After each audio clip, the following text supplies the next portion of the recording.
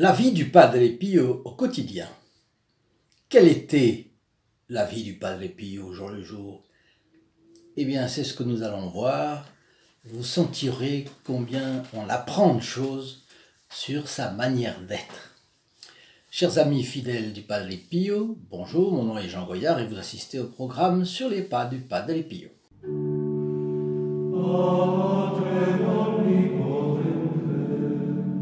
Et donc, en commençant aujourd'hui notre petit entretien autour du Padre Pio. Donc, quelle était la journée du Padre Pio? Eh bien, d'emblée, elle était longue et fatigante. Longue et fatigante parce qu'il passait 15, 16 heures, parfois 19 heures, et c'était très chargé. Il est clair qu'il ne lui restait pas grand-chose pour se reposer, n'est-ce pas? 24 moins 19, dans le cas où ce serait 19, ça lui fait 5 heures de repos. Et il partageait sa vie entre l'autel, la messe, la confession, bien entendu, les deux grandes missions du prêtre aujourd'hui, et la prière. C'était son activité. Alors, il se réveillait à 2h30 du matin.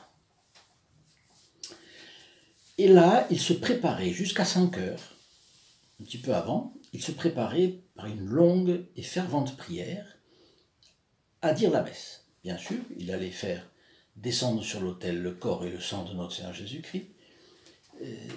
Il se préparait. Saint Ignace, par exemple, se préparait plus ou moins une demi-journée, au moins une demi-journée, lorsqu'il était à Rome, à côté du Gesù, et il se préparait une demi-journée pour dire sa messe. C'est dire à quel point la messe est importante.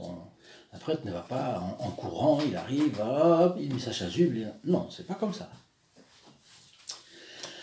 Il se réveillait à 2h30 et il commençait sa messe à 5h. Jean-Paul II a dit de lui que sa vie avait eu deux pôles, en réalité. C'était la messe et la confession. Et c'est en cela, d'ailleurs, qu'il est le modèle du prêtre du XXe, du XXIe siècle. Paul VI, face à la multitude de gens qui accouraient, évidemment, de tous les coins du monde, s'est exclamé un jour: « Voyez la réputation du Padre Pio et les foules qui affluent vers lui. Pourquoi croyez-vous que cela arrive? Est-il un grand philosophe? Un sage? A-t-il des grands moyens intellectuels ou financiers? Non. Il célébrait humblement la messe et confessait du matin au soir. » Voilà ce qu'était le Padre Pio. Et cela a duré un demi-siècle, de 1918 à 1968. Qu'est-ce qui nous fait regarder le Padre Pio avec ce regard d'admiration, de vénération? Ce ne sont pas, évidemment non plus, les stigmates qu'il cachait d'ailleurs sous des gants, des mitaines, n'est-ce pas, de laine brune, de la couleur de son habit de capucin. Ce n'était pas ça. C'était en réalité deux facteurs qui attiraient les foules au Padre Pio. D'abord, les fidèles voyaient comme une très grande grâce le fait d'assister à sa messe, d'entendre la messe, comme on disait autrefois. Et deuxièmement, de pouvoir se confesser avec lui, bien sûr. Deuxièmement, ses plaies lui causaient des sensations extrêmement douloureuses. Vous imaginez des souffrances similaires à celles de notre Seigneur Jésus-Christ sur la croix. Donc des souffrances, on peut dire, dilacérantes, n'est-ce pas? Et puis, une autre chose, il saignait en abondance. Devinez le désagrément, l'inconfort que ça représente d'avoir à changer des gants, de changer de linge, mais c'était continuellement. Le physicien et universitaire italien Enrico Medi, qui était contemporain du Padre Pio, puisqu'il est né en 1911 et il est décédé en 1974. Bon.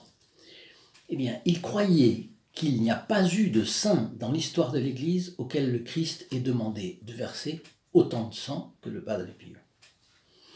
Et le médecin du Padre Pio disait qu'avec tout le sang qu'il versait, c'était en soi un miracle s'il restait vivant. Vous savez que nous avons plus ou moins 5 litres de sang, entre 5 et 6. Et dans l'organisme, vous vous rendez compte de ce que c'était. Bon. Alors, ce qui attirait tant le Padre Pio, c'était donc sa souffrance. D'ailleurs, vous remarquez, on admire quelqu'un qui a souffert. Et qui a souffert avec courage. On admire. Et à tel point que c'est comme ça que lorsque un homme politique veut faire carrière, il commence par une traversée du désert, disons comme ça. Bon, il faut qu'il ait eu une incompréhension pour que... bon, bref. Alors,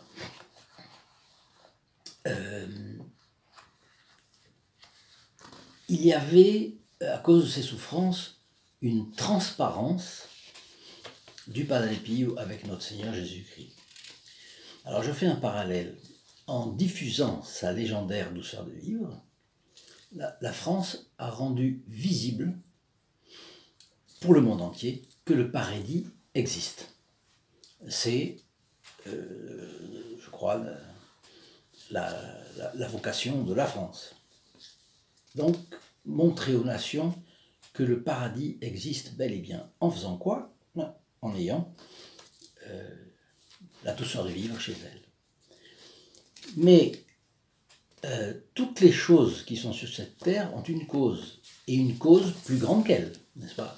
On dit toujours, rien ne se trouve dans les faits qui ne soit dans la cause. Si un saint a de l'amour, c'est parce qu'il reçoit les grâces d'en haut pour avoir cet amour, cette charité. Donc rien n'est dans les faits qui ne soit dans la cause.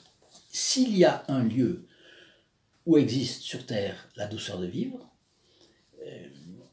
la beauté de la nature, enfin tout ce qui va avec la France, c'est qu'il y a un endroit quelque part qui est disons, une super douceur de vivre, une super beauté,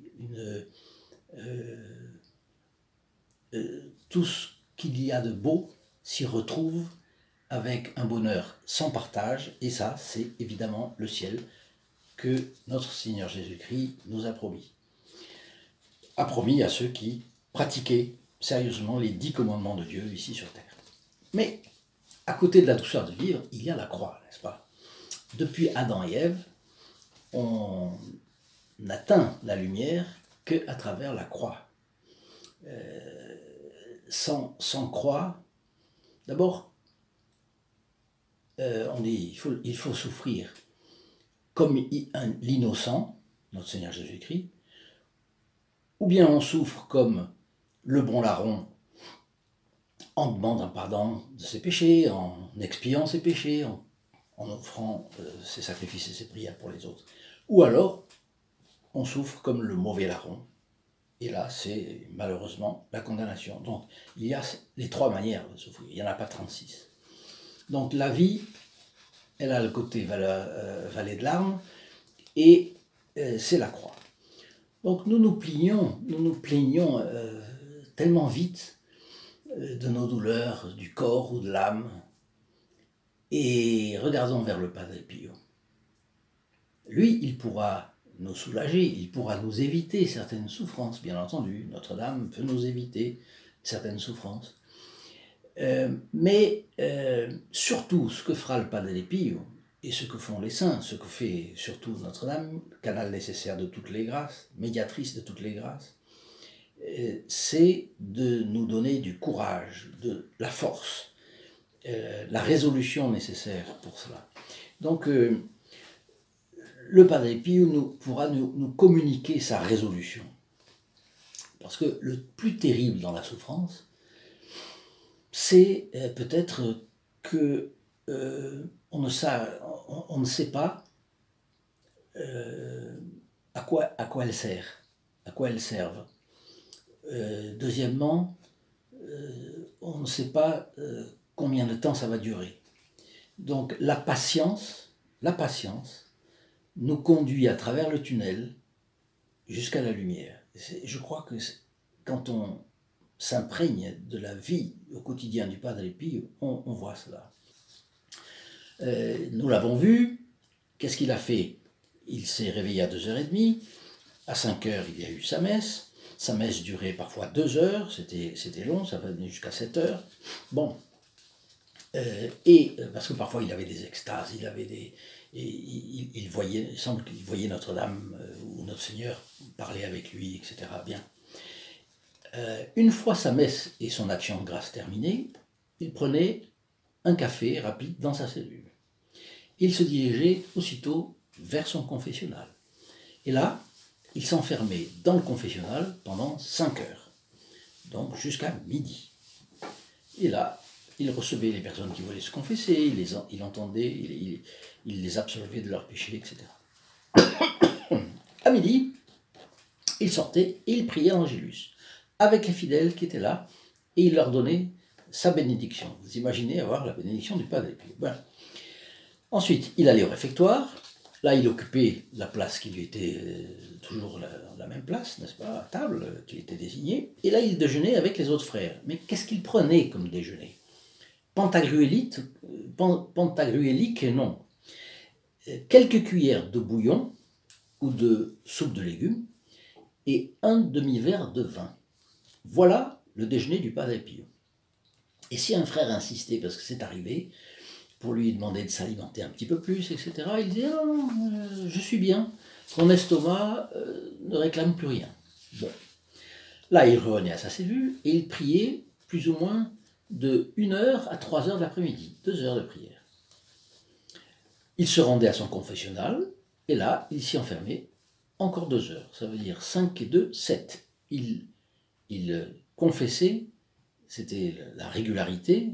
Il pouvait y avoir des extensions supplémentaires, mais là, c'était habituel, 7 heures au moins tous les jours. Bien. Vers 5 heures, il prenait une demi-heure de détente, ou dans le patio du couvent, à la belle saison, et si c'était l'hiver, il se mettait sous une véranda protégée.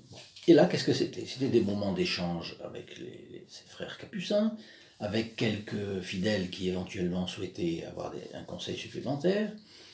Et il se renseignait aussi sur les malades de sa maison, son hôpital, qu'il avait appelé la maison du soulagement des souffrances, la Casa de Sollievo do Soffrimento, da Sofferenza. Ou encore, il s'entretenait avec l'équipe administrative de son hôpital, c'est-à-dire les médecins, les responsables, etc. À 5h30, il revenait à sa cellule. Là, il priait ses nombreux chapelets à la Sainte Vierge, bien entendu, et à 7h, il apparaissait à une petite fenêtre qui donnait sur la place attenante au couvent, près du chœur de l'église de Notre-Dame-des-Grâces, et là il y avait des fidèles qui s'amassaient, qui attendaient, et là il leur donnait sa bénédiction depuis la fenêtre. Et à 7h30, il se rendait de nouveau au réfectoire pour un dîner aussi frugal que son déjeuner. Bien. Il revenait à sa cellule, là il priait plusieurs heures, jusqu'à ce que ses paupières fatiguées ne tombent sur ses yeux, doux et scrutateurs, que vous voyez là, c'est bien ça, doux et scrutateurs, et que ses lèvres sèches s'arrêtent de murmurer un de ces milliers de Je vous salue Marie, de son interminable rosaire, puisqu'il priait, il lui est arrivé de prier 20, 30 jusqu'à 37 chapelets dans la journée. Et voilà comment se déroulaient les journées du Padre Pio, toujours dans l'ordre et toujours dans la paix de la conscience droite, pure, n'est-ce pas? Mais en même temps, des journées riches en souffrance, riches en renoncement à soi-même, on le voit. Et pendant 50 ans, il a fait ça. C'était une vie qui marchait comme un métronome. Je dois dire que malheureusement, je ne suis pas comme ça, mais j'admire. Je l'admire et j'espère que cette admiration fera que petit à petit, je vais pouvoir m'approcher de ce modèle. Bon. Et il passait son temps aussi en prière, vous l'avez vu, ensuite en adoration du Saint-Sacrement, et puis beaucoup en réconfort de toutes ces âmes qui souffraient et qui venaient lui demander un soulagement. Cela n'excluait pas d'ailleurs des réponses vives, drôles parfois, en tout cas toujours de bonne humeur, et des traits d'humour. Vous voyez par exemple, il y en a un cas que j'ai ici, un homme qui, pour être gentil ou pour meubler une conversation, enfin de manière un peu irréfléchie, lui dit « Padre Pio, que puis-je dire de votre part à ma sœur Rose ?» Et qu'est-ce que le Padre Pio répond? En souriant, il a répondu « Eh bien, qu'elle se transforme en violette !» Bon, voilà notre Padre Pio, et ceci se trouve dans un livre, si vous le trouvez, vous aussi, Le Padre Pio, le parfum de l'amour, d'Elena Bergadone, qui est une Italienne, bien sûr. Je vous souhaite une bonne semaine, une bonne journée, et avec la bénédiction du Padre Pio. À bientôt. In nome del Padre, del Figliolo e dello Spirito Santo, e così sia. Sia lodato Gesù e Maria, e